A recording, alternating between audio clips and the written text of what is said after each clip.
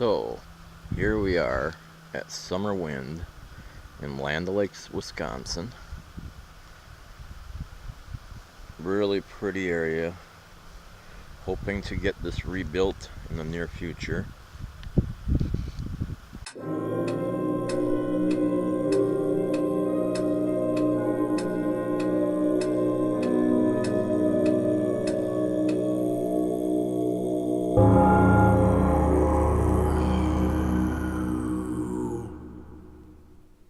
Hello, everybody, and welcome to episode 54 of the 13 O'Clock podcast. We have something of a special edition for you guys today. As regular listeners know, we don't have a lot of guests on the show. And when we do have them, it's always someone who we're a big fan of, whose work we admire a lot. So today is one of those special occasions when we actually have a guest. I'll tell you all about it in just a few minutes, but first, we have to do our regular beginning of the show housekeeping. First of all, please don't forget to go subscribe to our sister list channel, 13 O'Clock in Minutes. There are currently 13 list videos of cool, creepy shit on there for your viewing enjoyment, and I will be putting more of them up very soon. They take a long time to do, so don't rush me, you know. Also, if you haven't seen them yet, we have our fun movie retrospectives in their own little playlist on the main 13 O'Clock channel. As of this recording, there are 4 up, and our latest one is going to be Escape from New York, which will either be up by the time this episode comes out or will be up a day or two after it, so keep an eye out for that.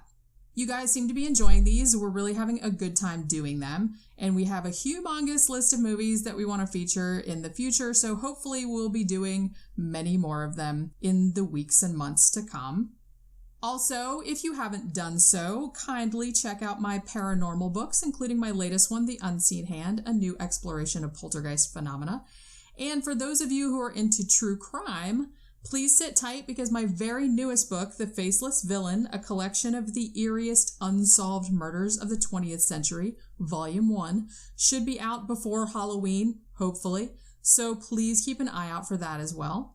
We also have a couple more true crime topics coming up on this show as well that some viewers have recommended, like the Wineville Chicken Coop murders and a couple other ones, maybe Elisa Lam, the Corpsewood Manor murders, things of that nature. So we're going to be doing those before the end of the year probably. So keep your ears peeled for that also. And in October, remember that Tom and I will be panelists at the Spooky Empire Horror Convention in Orlando, Florida, on October 27th, 28th, and 29th. It'll be at the Orange County Convention Center. We will be running the Sick and Twisted panel. That's on Friday night. And we'll be on several other panels over the course of the whole weekend. And there's a lot of really cool topics. There's a lot of really cool guests that are coming, and we'll be having a lot of fun discussions. So come out and check that out. And we'll also be doing meeting and mingling with the public. And I'll have a bunch of my books that you guys can buy, and I will sign them and take pictures with you and whatever. So you can come out and see us if you are in the Orlando area on the weekend before Halloween. Also, if you missed it, Tom and I were guests on the Conspiranormal podcast with Adam Sane. It was episode 177. We talked about everything from poltergeist to Star Wars to necrophilia. That was really fun. A good time was had by all. It was a very funny show, if we do say so ourselves. So go to conspiranormal.com and do a search and find it. It's very easy to find, or just, search Conspiranormal podcast and it'll come up. It was a very recent episode, so go check that out as well. And please don't forget to support us on Patreon. Get some fun exclusive stuff like extra quasi episodes, extra blog posts and movie reviews, various other entertaining things that we put up there every now and then. We recently had our first Google Hangout. There will be another one on the last weekend of September for all $10 and up patrons who want to participate. And I usually send invitations out like a week to a few days before. So, if you have a preference about time or day or whatever. For the $20 and up patrons, we are going to start sending out some free swag. Probably the first package will be maybe some free books, bookmarks, that kind of fun stuff, maybe some postcard stuff. So those should start mailing out about the middle of September, like September 15th. I'm going to try and start mailing those out. So if you're a $20 and up patron, please keep an eye out for that. Now, let's get on with the show. Okay, now, if you guys remember, I don't know how you could have forgotten, but in case you did, back on episode 39 of 13 O'Clock, we did a discussion/review of the episode of A Haunting that was called The Haunting of Summerwind. And it was one of our favorite episodes of the show, and it was also the one that spawned our famous and beloved and much repeated sound clip. You know the one I'm talking about. Where is that raccoon? There it is. Well, not long after the episode aired, we were able to make contact with Craig Nehring, who not only grew up in Wisconsin right near the Summerwind Mansion and hung out there when he was in high school before the mansion burned down in the 80s, but he also later founded the paranormal investigation team known as the Fox Valley Ghost Hunters. He's written a book called Wisconsin's Most Haunted and has another volume of that coming out very soon. And he is also helping the current owners of the property where the ruins of Summerwind stand to raise the funds to completely restore the mansion to its former glory, which would actually be really awesome. So I'm happy to say we finally got around to interviewing him for the show. And without further ado, we present our discussion with Craig Nehring about the legend and the hopeful future restoration of Summerwind. Enjoy. Okay, we have Craig Nehring on the line. He's from the Fox Valley Ghost Hunters, and he's doing the Summerwind Restoration Society. How you doing, Craig? I'm doing great, thank you. Thank you very much for being on the show. We've been wanting to have you on the show for a while. We've been going back and forth for a few months now, and we finally... Yeah, I guess your agent contacted us. Is he your agent? Is Joshua? Yeah, we call him our publicist. He kind of gets us a lot of our radio shows and different things. Oh, okay, cool. What shows have you been on? Coast to Coast, Fade to Black with Jimmy Church, a bunch of other ones. Actually, I was on Jason Hawes' show. I think it's Beyond Reality. Yeah. Oh, okay, yeah. Yeah. All those are really good shows. Yeah, I heard you on Fade to Black, actually. Yeah, I liked that one. It was like 2 hours. It was a long one. Yeah. That's Jimmy Church. Yeah. Yep. Okay, so you're going to restore Summerwind, huh? We're hoping to. It's just a matter of getting the funds to restore it back to the original look that it looked on the outside. And, the inside is going to have to be brought up to the codes to today's standards, of course. Yeah, that was my favorite episode on The Haunting of Summerwind episode. Really cool. Now, eventually, that house burned down to the foundations. There's nothing left except the foundations, right? Yeah, just the two tall chimneys, which are kind of iconic to Summerwind. Everybody kind of knows the place. They see pictures of the minute they see the pictures of the two chimneys, they're like, "Oh, that's Summerwind." Yeah. How accurate do you think that episode was? Truthfully, I don't believe it's 100% accurate. I've talked to the local police, the authorities in the area, people that used to be on the police department back in the day, fire department. They said there were never any cars that started on fire. There is no record of that. So, and I know in the book, or maybe in The Haunting itself too, they were talking about cars that would mysteriously start on fire. Yeah, that's right, because I don't remember if it was on the episode, but a couple of the breakdowns that I was reading of the Summerwind case online, they did say that Arnold Henshaw, who was, the father of the family that moved in there in the 70s, that he said that he went out to go to work and his house caught on, and his house caught on fire, his car caught on fire. Yeah. You know what I mean? Yep. Yeah, I don't know if you listened to the show that we did on Summerwind, or Yeah. you did. Okay. Yeah, that was episode 39. Episode 39. Yeah. I was always under the impression just by analyzing the Haunting episode, I always kind of felt that Ginger Henshaw and Arnold Henshaw, that the original people involved in this story, I thought that maybe their story was the closest to the truth.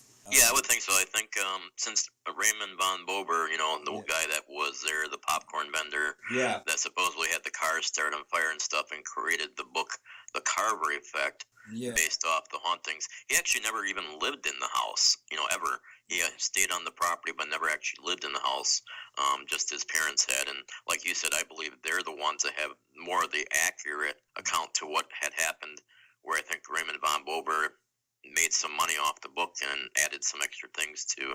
I mean, you're gonna almost have to add something extra to create it and make it interesting. Yeah, as soon as he got involved in this case, all of a sudden the story became very mythical in quality. Yep, definitely. Even with the dreams of him saying he had a dream of English explorer or British explorer Jonathan Carver finding or having a deed to 1/3 of northern Wisconsin, supposedly being buried in the foundation. And this was just a dream. Now you got all these people, even to this day, going up there and trying to break apart the foundation, what's left, to look for a deed that probably doesn't exist. Yeah, I mean, that deed would have been written, 120 years before the house was built? Yep, and I read the travels, the journeys of Jonathan Carver. I went through his journeys, and if you read the journeys of Jonathan Carver, he never made it that far north to where the Summerwind property was, so there wouldn't be anything buried anywhere on that foundation, maybe somewhere else.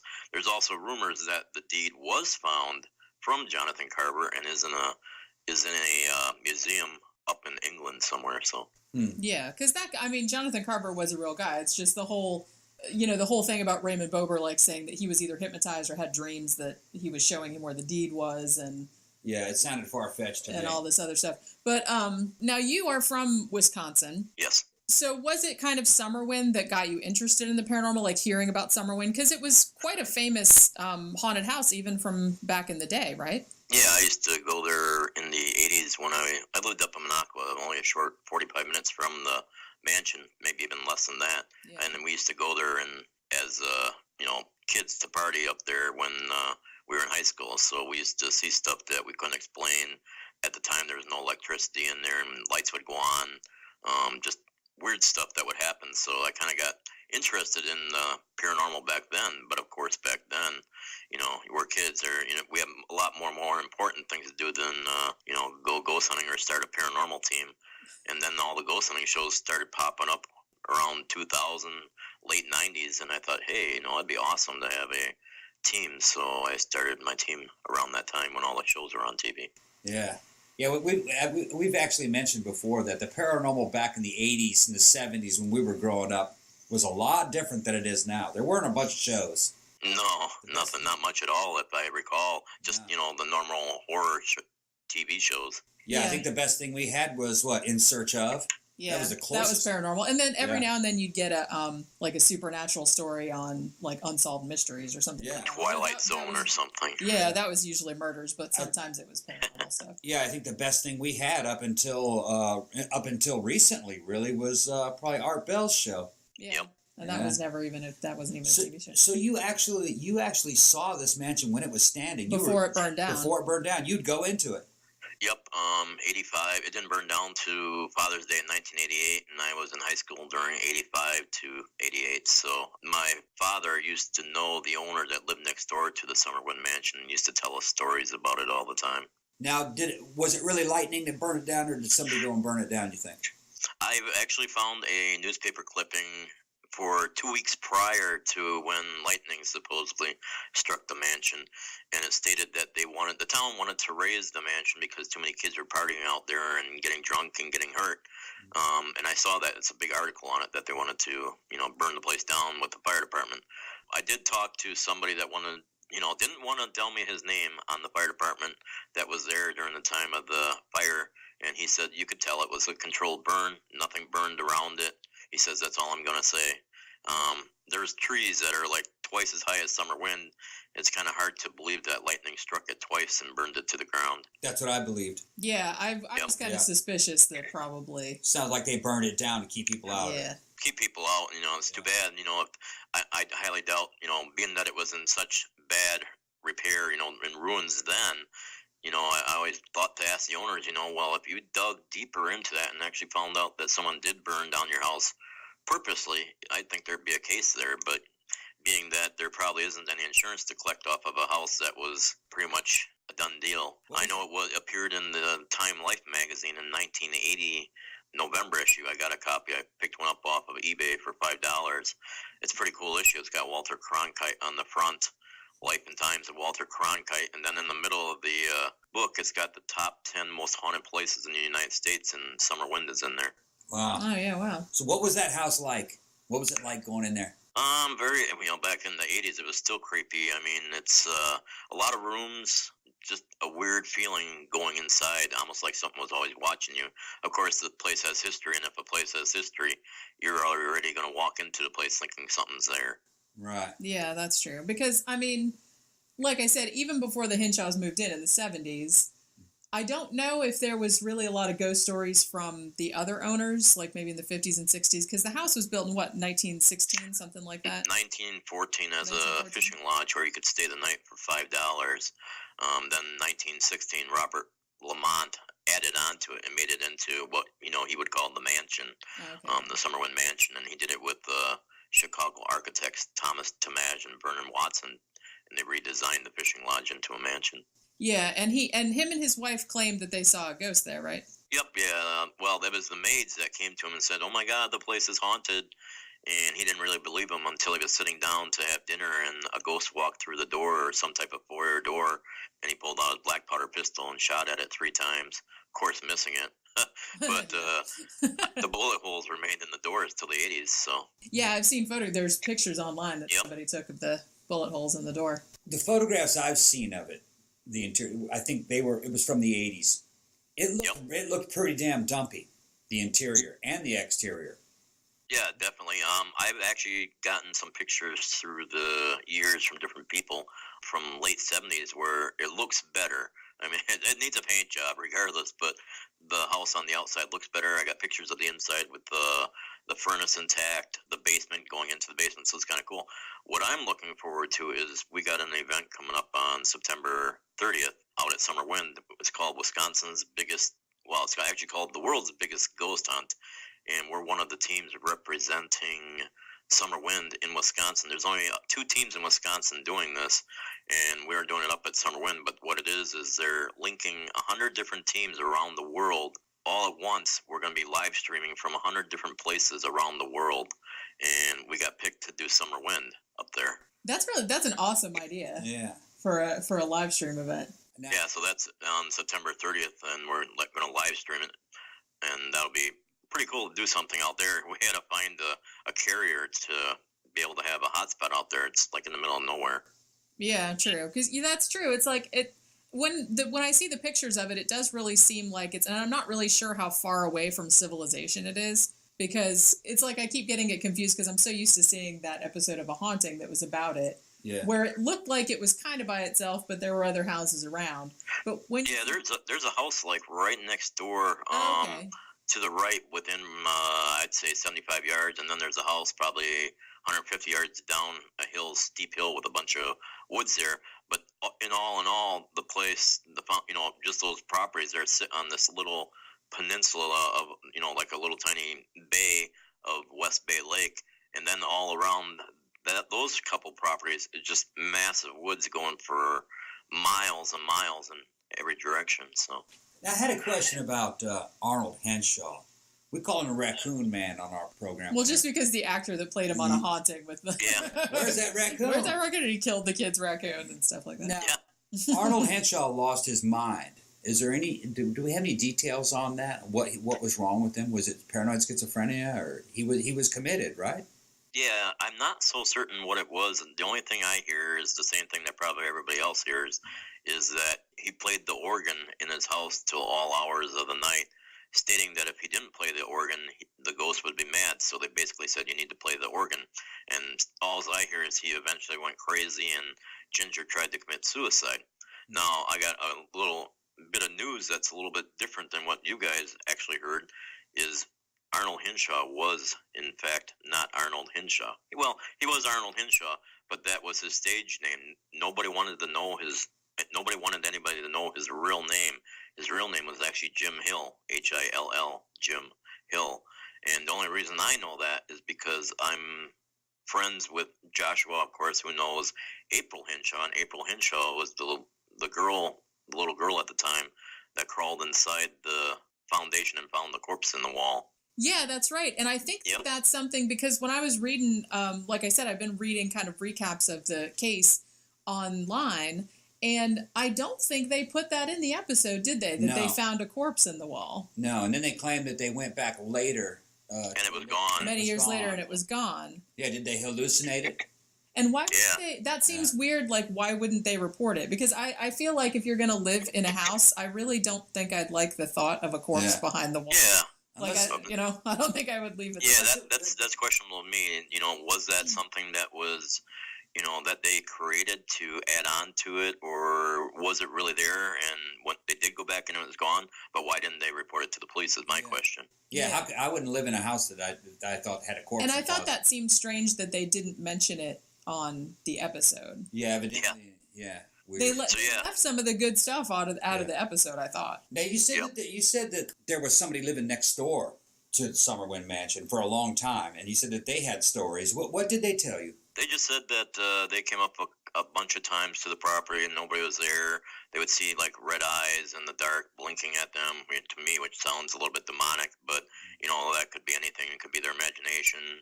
They said that they would hear weird noises come from the property late at night. If they would walk up the hill and take a look at it and stuff. The guy that I actually, which I'm waiting to meet him, he actually lived next to Summerwind. I'd like to say he lived there in the 50s, 60s, 70s.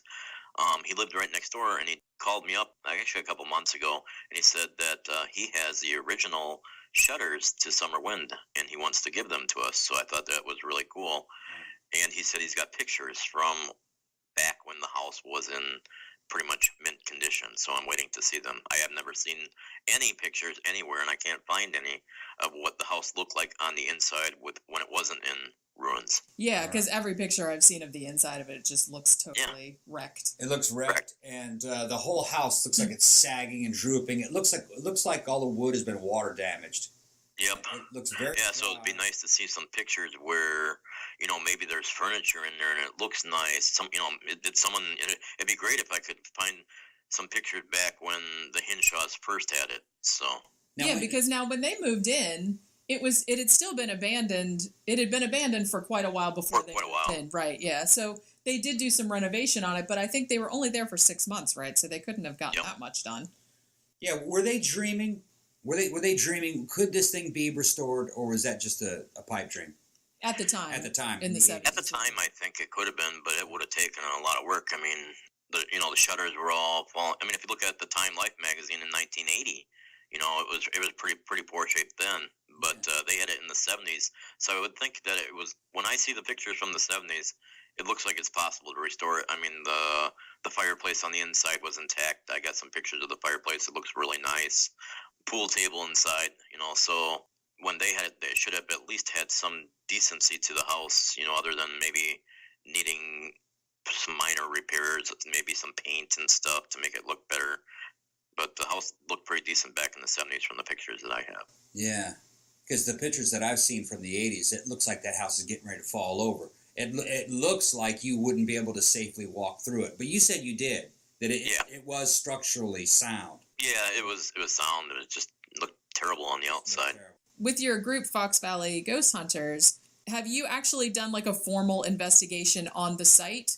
Yeah, we've actually investigated there many times, probably I'd have to say about 15 times now. Yeah, because I thought you had done several. Like, what's the kind of the most significant thing that you found while you were investigating this Summerwind? We've captured actually another team that was with us. We bring teams up there to hang out with us, to investigate with us sometimes, because everybody wants to go there. So we brought a team with us, and they investigated, and they captured a shadow figure down where the basement would be by the stone brick foundation. And you could see it clearly walking from the foundation up towards the hill. They caught it on high 8 camera right now. I believe they're working to get it digitalized so it'd be easier for people to see.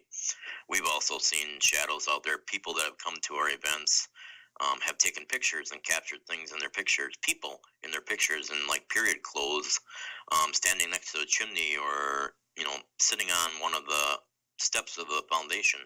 And they come running up to us and to show us, and it's legit. I mean, they don't have time to Photoshop it in 2 seconds, so that's a problem with that today. So, but some of our investigations have disembodied voices and ghost box sessions, which we had a ghost box session where a male voice says, "Little girl dead is your friend," and supposedly there's a little girl up there, and we talked to her quite a few times. We got one little girl named Susie and one little girl named Lucy, which comes up a lot in the hauntings. I wonder who that little girl is then. Not sure. When I first started doing investigations on the property, and when I used to go there back in the high school days, there was up in the woods looked like a burial site. You could see where there's like these really fancy bricks around in like a rectangular type setting. and then there was a cross on the top of at the very top, and it had a name on it and it said Lucy. Now, was it I'm hoping that wasn't a dog. According to someone, when I talked to him back then, one of the families had a daughter that passed away, but yet I can't find it listed anywhere. But you're going to hear Lucy come up quite a bit. There's a bunch of different articles that talk about a little girl named Lucy that was buried on the property, and I believe that would have been her.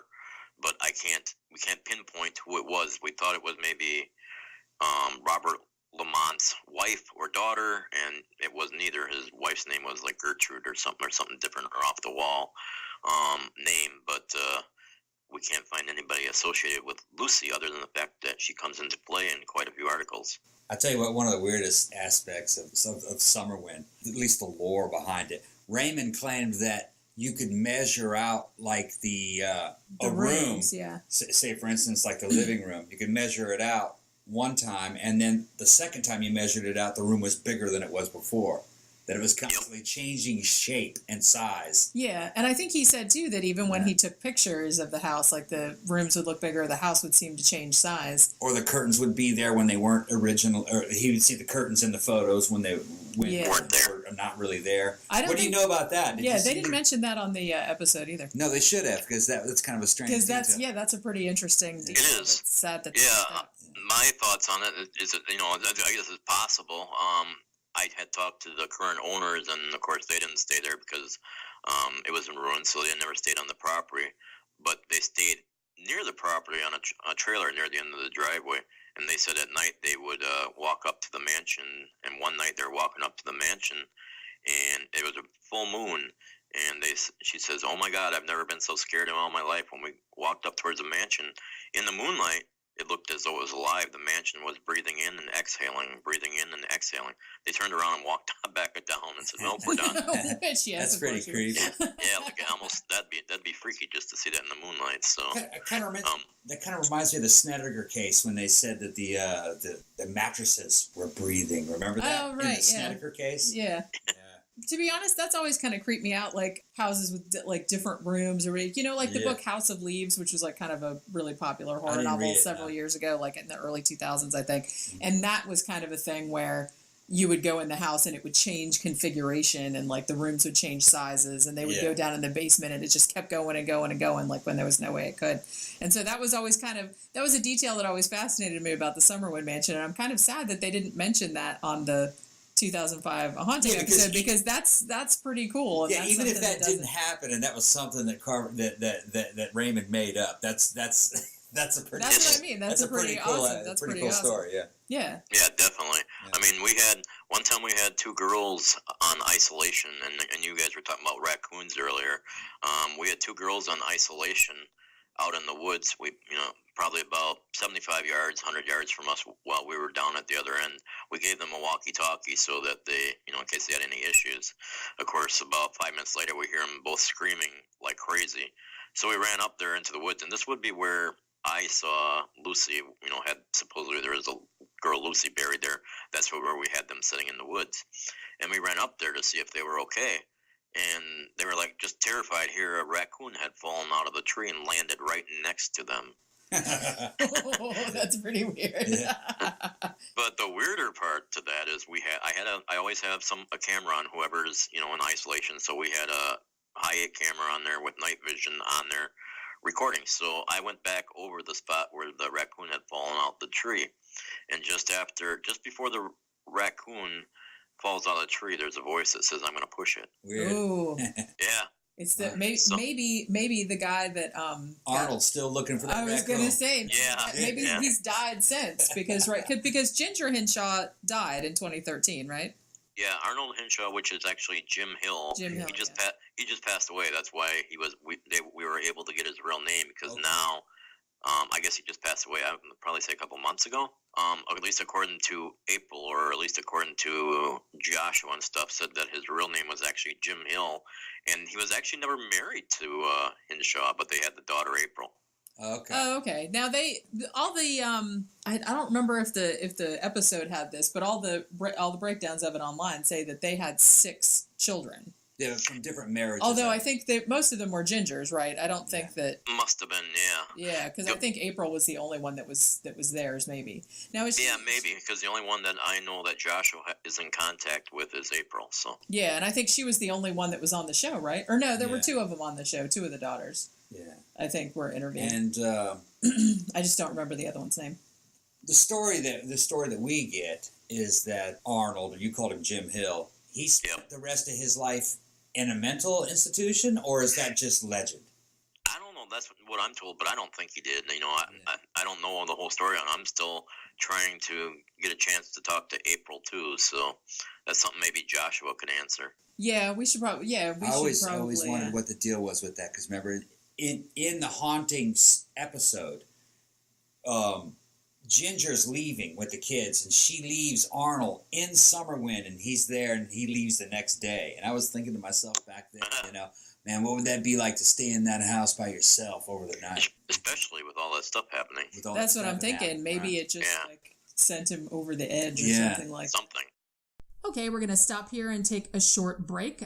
Just run a couple of commercials, and then after the break, we will come back and resume our discussion with Craig Nehring. We'll be back in just a couple minutes.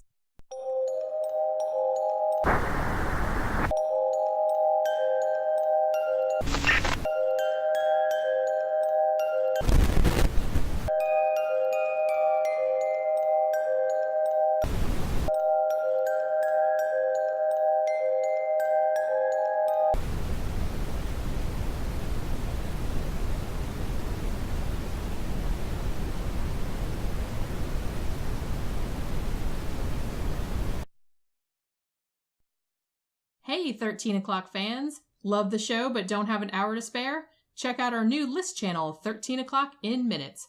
All the fun, creepy topics of the main podcast, but in easy-to-swallow, bite-sized pieces. Links in the description. More videos to come soon.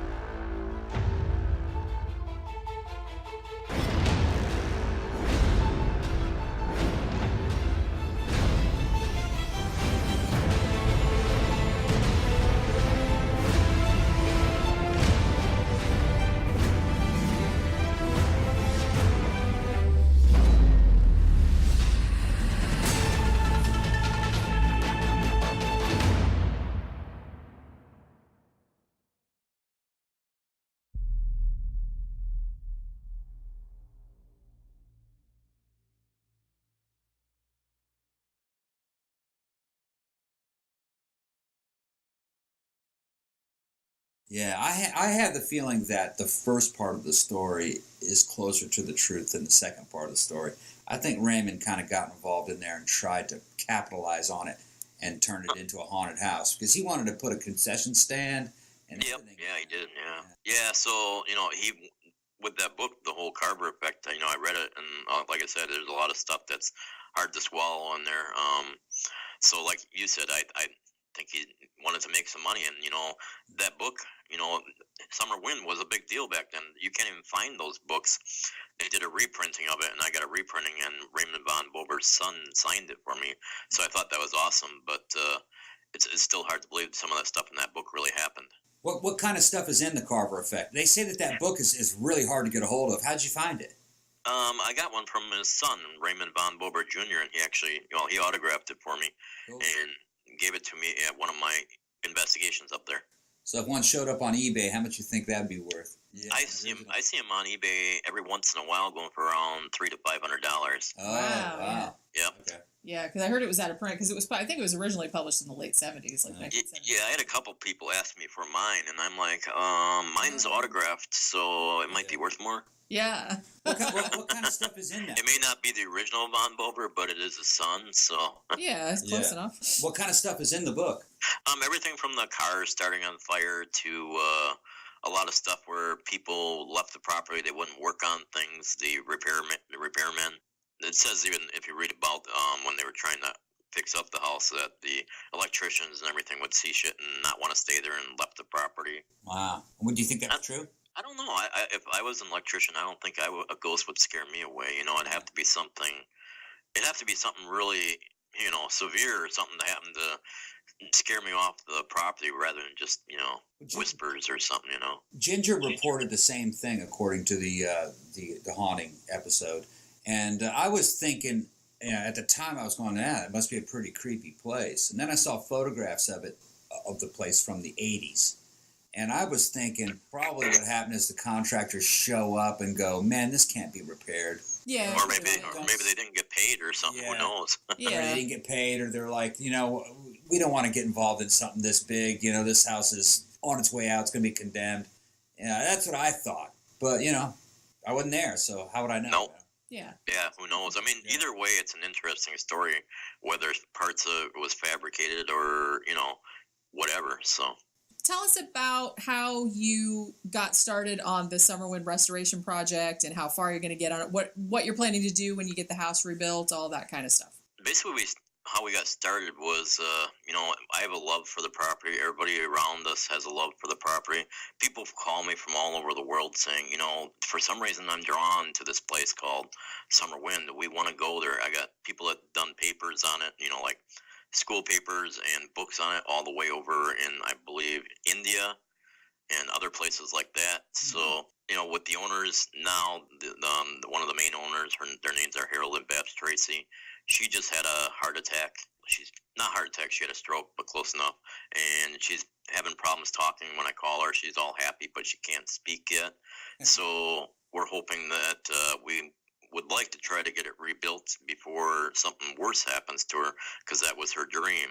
So in lieu of that, our plans to rebuild the mansion, thanks to Joshua as well, because he got us the original blueprints for the property, dated back to like 1916 or 1920. The original blueprints all the way down to the skeleton key that went in the door. So, and they were going for like $50,000 online at one point, and he got them for $3,000. Made me a copy and sent them to me. He's got one of the original copies, of course, but it's easy enough to. We had a couple people look at it. They were talking at least $500,000 to start the project, to actually have something there where it wouldn't be exposed to the elements and stuff. I've got people that want to pound nails. I got people that want to, they'll do everything for free. I got mason people that said they'll come up there and do it for free just to get their name on something to say that they helped to rebuild the mansion. I'm also working with, if you know who this guy is, you know who Jeff Bellinger is? No. Belanger? He is the producer of the Ghost Hunter show. Oh, okay. And Paranormal Lockdown, Ghost Adventures, Amish Haunting, probably about 60 other different paranormal things throughout the years. He's written books and stuff. He actually got a hold of me. He was looking for a producer or another person to back the Summerwind project for us, because he says it's something that's never been done. No one's ever rebuilt a haunted mansion back up to its former glory. So it's a really interesting project, but it's also a project that's a little bit risky because it's never been done. So he's working on helping us find someone. Right now, we're probably about halfway there with the funds. So all it takes is one person with the love of haunted mansions to say, hey, I'll do this. And our whole thing was to make it into a bed and breakfast, something where the public could come in and enjoy the property rather than now trespassing on the property and stealing bricks and other things off the property, which is supposedly if you steal something from the property, you're cursed. And I've had people come up to me and say bad things has happened to them after they took stuff from the property. Yeah, I've heard that about some other haunted locations. You can't take anything from there. So how do people get in contact with you in order to, say, contribute or to get involved? We got a bunch of different sites now. We got Summerwind Restoration Society on Facebook. They can contact us through that. They can contact me through FoxValleyGhostHunters.com or Fox Valley Ghost Hunters on Facebook. I now just started another page on Facebook called Wisconsin's Most Haunted Places, and we got a lot of people joining that. And my phone numbers, my emails are always on all of them on how to get a hold of us. We got a GoFundMe out there too. I forgot exactly where it's at. I know it's under Summerwind somewhere, but I haven't gone to it lately. It's not doing so well. Those GoFundMes don't seem to do so well on certain aspects, but yet they do well if someone's looking for a pair of shoes. Suddenly all these people are getting all this money. I don't know, it's just weird. I have never understood why some GoFundMes because I don't see the difference between that sounds cool, that doesn't sound as cool, but it has 3 times the amount of money. Yeah, I've seen someone looking for shoes because they couldn't afford shoes and they had holes in theirs, get $20,000, and I'm like, wait a minute, this just ain't right. You could buy some really fucking good shoes for $20,000. Yeah. Gold-plated shoes. So you've been doing Fox Valley Ghost Hunters for how long? Probably about 10 years, 7 years with a team and 10 years all together, kind of. Oh, okay. And you've written a book, too, called Wisconsin's Most Haunted, also. Yep, Wisconsin's Most Haunted. I'm also I'm working on my second book, Wisconsin's Most Haunted, Volume 2, which I'm hoping to have done the end of this month. So, and then there'll be a third book on all the investigations that we've done and different places we've gone for all the places out of state. Tell us about some other investigations you've been on, either around Wisconsin or other places. I know I think you've been to the Villisca Axe Murder House and stuff like that, right? Yeah, the Villisca Axe Murder House. The first time we went, we had some awesome interaction. We just went probably about 6-7 months ago. We went again. It was really cold. It was in fact snowing, and it was just hard to get comfortable in there and investigate. But 2 of our girls on our team saw a big bright light that kind of faded on the top of the wall, and they said it looked like a star falling. I didn't see it, but they were so scared. Had some cool stuff happen while we were there, some voices and stuff. But one of the best places by far that I will tell if anybody ever wants to go, and they should go, is Farrar, Farrar Haunted School in Iowa.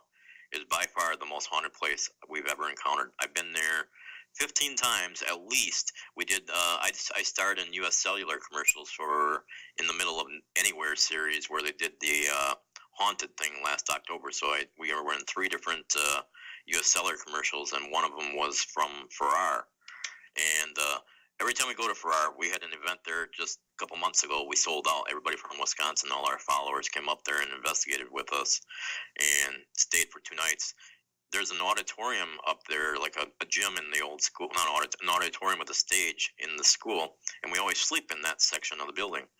Every time we sleep there, every night now that we've slept there, you hear loud footsteps of little kids, or I would say probably possibly kids, running into the room and then running back out. We've caught it on audio. It's an insane place, by far the most haunted place that we've investigated and continue to investigate. Wow. Oh, wow, that's really cool. Yeah. Another cool thing from Farrar itself was with the footsteps that run into the room and just make your hair stand up on end.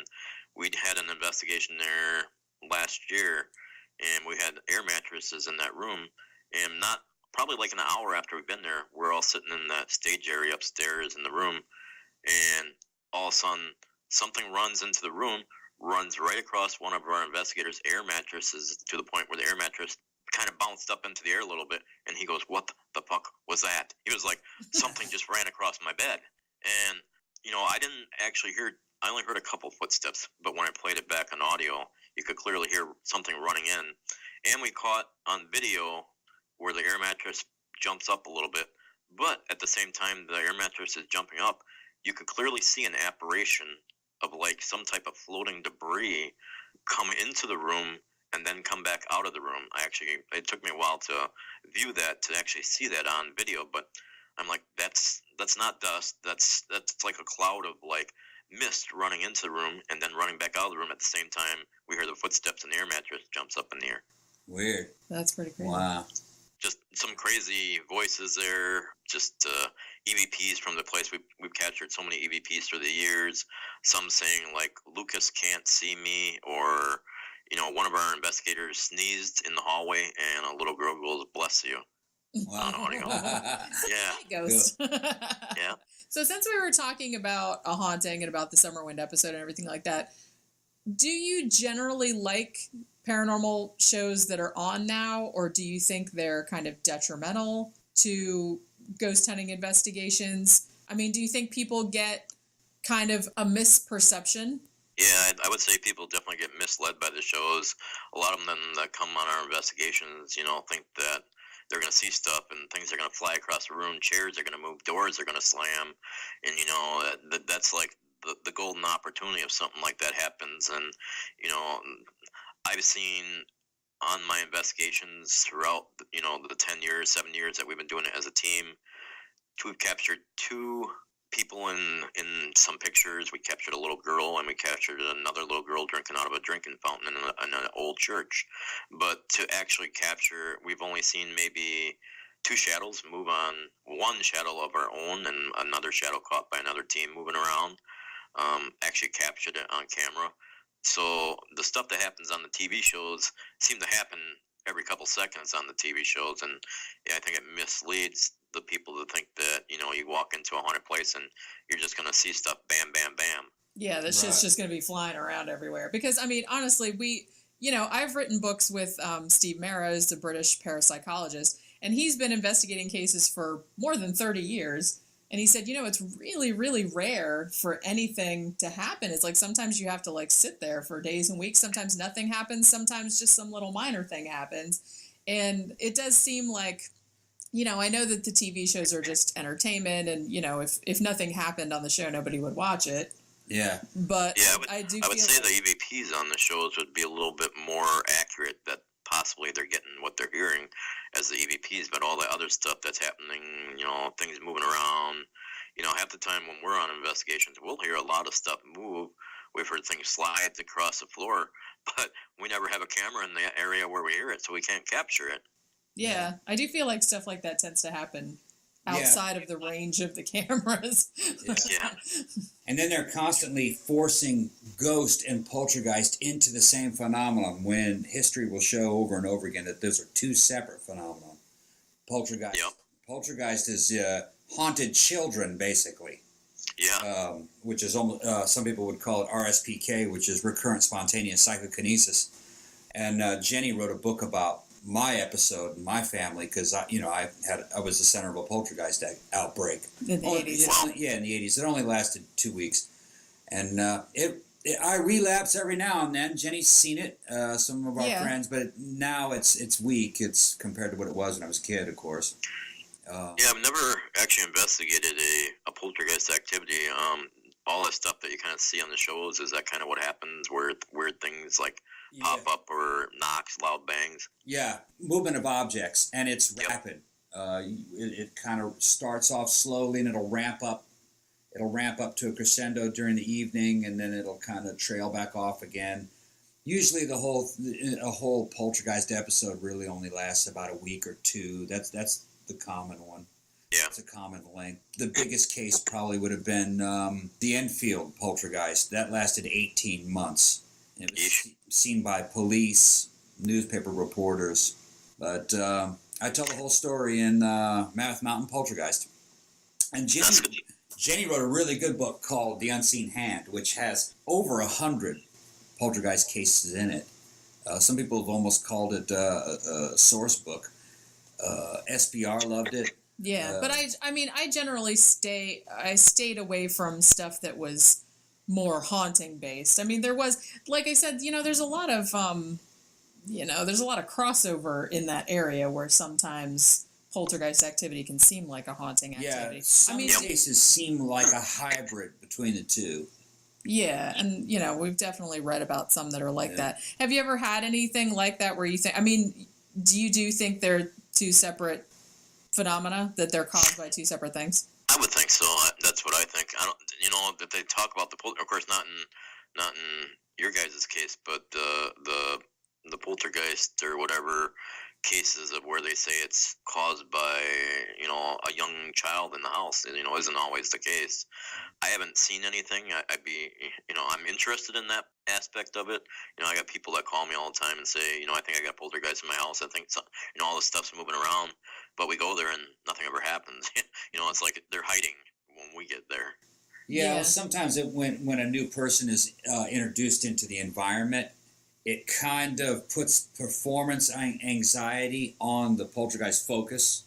Yep. And sometimes it's kind of like the fear of looking like an idiot puts performance anxiety on the focus. That's good. I guess that's a good way to describe it. Yeah. You guys, going back to the Summerwind Mansion. So you're doing the world's largest ghost hunt, and that's on September 30th. And now people can participate in that, right, if they want to? Yeah, I believe so. I know it's the world's biggest ghosthunt.com, and you can see. I don't know if they probably won't have the link up to how to view it until closer to that date. They're doing they got a base area in with the Booth Brothers and stuff over in Kentucky. Is their base camp. And then they also got people on the Queen Mary over in California. Oh, right, yeah. Yeah, because that's supposed to be super haunted. Well, this has been a fantastic show, Craig. We'd love to have you back on again. Yeah, because this is really fascinating. And you said you were halfway to rebuilding the mansion, and so hopefully the people will hear you on the show and stuff like that and go. And because I would actually really like to see that house rebuilt. Yeah. To how, because I've seen the couple old fashioned photos of it, maybe from the 20s or 30s. Yeah. Where it kind of, you can kind of see what it sort of looked like, but I'm really curious to see. It was a mixture of a lot of different styles. Yeah, definitely interesting to see it rebuilt. I got people calling me now saying, if you're going to turn it into a bed and breakfast, we want to get on the list to stay there. So I got a list of people that want to stay at a place that's not even built yet. So yeah. It's going to be, like I said, it's going to be, pressure. People are going to come from all over the world to stay there. Yeah. We should really stay there when it gets rebuilt. That sounds like fun. Yeah, we'll do a show from there. Yeah, that would be cool. Actually, we should actually do that. We could do a live stream. How big was the place really? It was hard to get an idea of how big it was. I read stories where it had 32 rooms, but what type of rooms are we counting? Did they count closets as rooms? Because, it was big in that period as being a mansion, but in today's aspect of a mansion, I think there's houses that are much bigger. Right. Okay. Yeah, it does seem like, because even from the pictures, I'm like, I don't know if I'd call that a mansion nowadays. Right. Yeah. It's bigger than average, but not... Yeah, because we live in a place that has huge McMansions just right up the road. Yeah, I got so many. If you bring me back on the show, I got so many other stories to tell from all of our other investigations. Creepy ones, just crazy ones. So.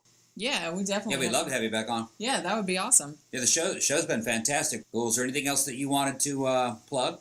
Yeah, just plug your book and plug your group. Just basically that watch for my new book, Wisconsin's Most Haunted, Volume 2. If you don't have the first one, it is on Amazon and stuff.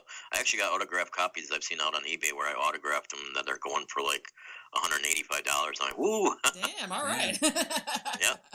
And also, people, if I'll put links in all the description, everything to Fox Valley Ghost Hunters. You guys will come out and do investigations if anyone in the area is having problems with a haunting, correct? Yep, we do Wisconsin and the UP of Michigan. We covered the whole state of Wisconsin and the UP of Michigan. Okay, that's cool. And so, like I said, I'll put links to your book. I'll put links to Fox Valley Ghost Hunters, and I'm going to put links to Summerwind Restoration Society so you can go, so everyone can go and check out what's going on with them if you want to contribute or anything like that. Yep, our fans are going to love this show. They love Summerwind. Yeah, that was one of our most popular episodes, actually, when we did. And actually, on that show, we were kind of talking about Summerwind in general, but we were mostly talking about the episode of A Haunting, because we do, kind of reviews of episodes of A Haunting every now, and that was actually our favorite one. Because it's definitely the spookiest. Yeah. Because of, the earlier seasons of A Haunting were better. Yeah, Haunting kind of went downhill after about 4 seasons. To me, it kind of seemed like they started going a little crazy. They started a little bit over the top. Yeah, I like the earlier ones because they were kind of low key. And like I said, it's kind of interesting because the Summerwind episode, they left out some really interesting stuff. They left out the room changing thing. They left out the car catching fire. They left the body. Yeah, they left the body out. That Yeah. seems, I was like, gosh, those are the 3 things you would want to put in there, you would think. Definitely, yeah. Yeah. So thank you very much for being on our show, and we will definitely have to have you back so you can talk about some more hauntings in Wisconsin. Yep. And Yep, thank you. And that was our interview with Craig Nehring of Fox Valley Ghost Hunters and the Summerwind Restoration Society. Please check out the websites and the Facebook pages of both those groups. I will provide links below, but all you really have to do is just search Fox Valley Ghost Hunters, search Craig Nehring, or search the Summerwind Restoration Society, and you will find all of those things. Also, check out Craig's book, Wisconsin's Most Haunted, and keep an eye out for the 2nd volume, which should be out very soon. And if you're a fan of the 13 O'Clock podcast, please remember to like, follow, share, and subscribe on all our various social media sites. Also, remember to check out our list channel, 13 O'Clock in Minutes. Please subscribe to that. Check out our t-shirts at Zazzle.com/13 O'Clock. Also, if you're into horror and want to read some movie reviews and stuff like that, check out my horror blog at goddessofhellfire.com. I just put a couple new movie reviews up there, so be sure to check those out. I think I did The Shrine and a couple other ones. And also, please support us on Patreon and get cool free shit and secret stuff that nobody else gets. So shh, don't tell anybody, but there's really cool stuff on there. So until next time, keep looking for that raccoon. Where is that raccoon? And tune in next Tuesday. Bye. The summer wind always seemed